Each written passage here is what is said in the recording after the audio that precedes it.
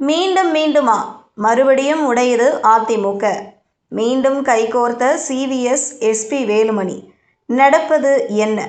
அதிமுகவில் உச்சக்கட்ட அரசியல் பரபரப்பு நிலவி வரும் நிலையில், முன்னாள் அமைச்சர்களான சி.வி. சண்முகம் மற்றும் எஸ்.பி. வேலுமணி மீண்டும் சந்தித்து ஆலோசனையில் ஈடுபட்டிருப்பதாக வெளியாகியுள்ள தகவல் அக்கட்சி வட்டாரங்களில் பெரும் விவாதத்தை ஏற்படுத்தியுள்ளது.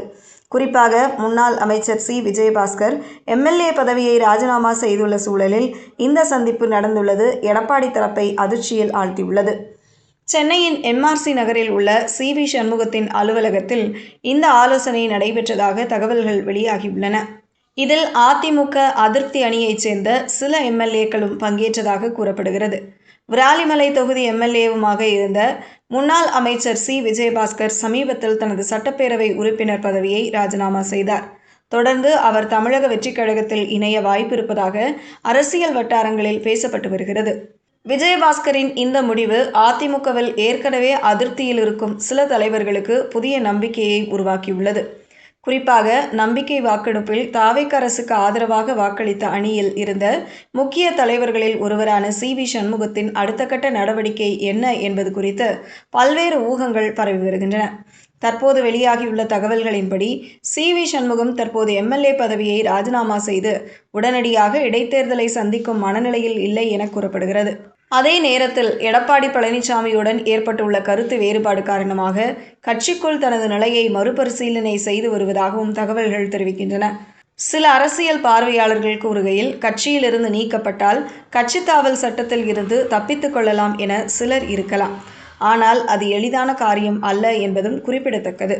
இதற்கிடையே எடப்பாடி பழனிசாமி வேறு விதமான மனநிலையில் இருப்பதாக கூறப்படுகிறது. சி.வி. சண்முகம் தன்னை சந்திக்காமல் இருப்பதால் அவருக்கு எந்த பொறுப்பும் வழங்க முடியாது என்ற நிலைப்பாட்டில் அவர் இருப்பதாக கட்சி வட்டாரங்கள் தெரிவிக்கின்றன. அதே நேரத்தில் சி.வி. சண்முகம் மீது கடுமையான ஒழுங்கு நடவடிக்கை எடுக்கும் திட்டம் தற்போது இல்லை என்றும் கூறப்படுகிறது. இதன் மூலம் அதிருப்தி அணியினருக்கு பிற வாய்ப்பு கிடைக்காமல் பார்த்து கொள்ளும் முயற்சியாக இதை பார்க்கின்றனர். இந்த சூழலில்தான் எஸ்.பி. வேலுமணி மற்றும் சி.வி. சண்முகம் மீண்டும் சந்தித்திருப்பதாக தகவல் வெளியாகியுள்ளது. நம்பிக்கை வாக்கெடுப்பின் போது ஒரே அணியில் செயல்பட்ட இருவரும் தற்போதைய அரசியல் சூழ்நிலையை குறித்து விரிவாக ஆலோசித்ததாக கூறப்படுகிறது. அதிருப்தி எம்.எல்.ஏக்களின் அடுத்த கட்ட முடிவு இடைத்தேர்தல் தாவேகவுக்கு செல்வது குறித்து விவாதிக்கப்பட்டிருக்கலாம் என அரசியல் வட்டாரங்கள் ஊகிக்கின்றன.